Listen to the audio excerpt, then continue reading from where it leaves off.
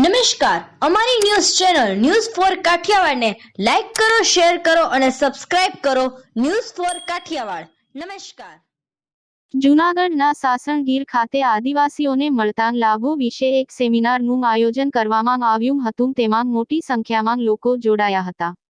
દેશના વડાપ્રધાન દ્વારા આર્થિક પછાત વર્ગના લોકો માટે અનેકવિધ યોજનાઓ અમલમાં મૂકી છે અને તેમાં આદિવાસી સમાજના લોકોને વધુમાં વધુ લાભ મળે તેવી સરકારની અનેક યોજનાઓ છે. ત્યારે તેનો લાભ વધુમાં વધુ લોકોને કેમ મળી શકે તેવા ઉમદા ભાવ સાથે સાસણ ખાતે એક આદિવાસી સેમિનારનું આયોજન કરવામાં આવ્યું હતું. તેમાં જૂનાગઢ સાંસદ રાજેશભાઈ દ્વારા આદિવાસીઓને મળતા સરકારના લાભો બાબતે લોકોને માહિતગાર કરવામાં આવ્યા હતા. આ તકે આ કાર્યક્રમમાં જૂનાગઢના મેયર ગીતાબેન પરમાર, જિલ્લા પંચાયતના પ્રમુખ હરેશભાઈ ઠુમ્મર, માંગરોળના ધારાસભ્ય ભગવાનજીભાઈ કરગઠિયા, કેશોદના ધારાસભ્ય દેવાભાઈ માલમ, વન વિભાગના મોહનરામ અને રાજકીય સામાજિક લોકો તથા લાભાર્થીઓ મોટી સંખ્યામાં ઉપસ્થિત રહ્યા હતા. ભારત માતા કી જય. વંદે માતરમ. આદિવાસી ન્યાય મહાઅભિયાન અંતર્ગત અમે આદિવાસી સમાજની ઓલામાંથી આવીએ છીએ.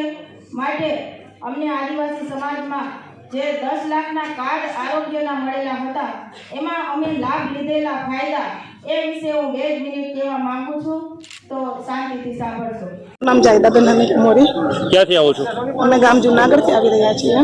આજે આ કાર્યક્રમમાં આવ્યો છો, શું કહેશો? આ કાર્યક્રમ વિશે અમને જાતિનો દાખલો મળવા પાત્ર છે.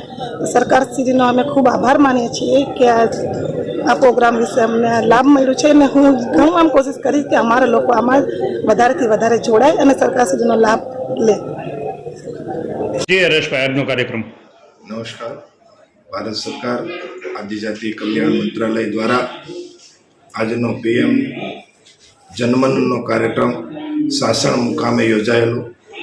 આ કાર્યક્રમમાં PM નરેન્દ્રભાઈ મોદી લાઈવ સંબોધન કરી રહ્યા છે. આ કાર્યક્રમમાં જનજાતિના લોકો, ભાઈઓ અને તથા બહેનો ગામે ગામથી, જંગલમાં વસતા નેસડાઓમાંથી પણ મોટા પ્રમાણમાં આવીને ભાગ લીધો છે.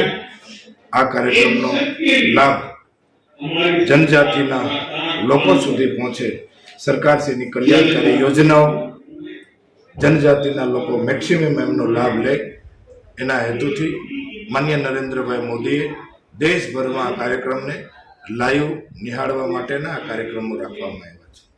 મિત્રો, દેશના વડાપ્રધાન નરેન્દ્રભાઈ મોદી આદિજાતિ લોકોની પીડાઓને અને વેદનાઓને સારી રીતે સમજી શકે છે.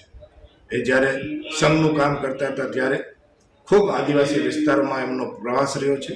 આદિવાસી વિસ્તારમાં કચડાયેલા લોકોની સેવા કરવાનું સૌભાગ્ય એમને પ્રાપ્ત થયું છે.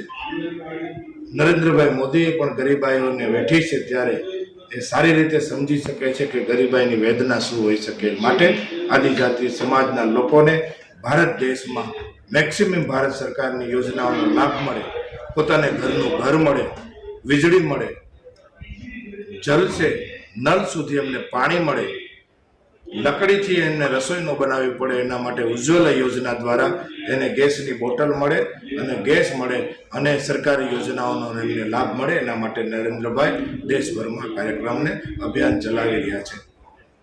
આ તકે સૌ આદિવાસી જાતિના લોકોએ આ કાર્યક્રમમાં ભાગ લીધો. લાભાર્થીઓને લાભ મળ્યો એમને ખૂબને અભિનંદન આપું છું. ભાગ લેનાર તમામ આદિજાતિ લોકોના સમાજના લોકોને હું અભિનંદન આપું છું.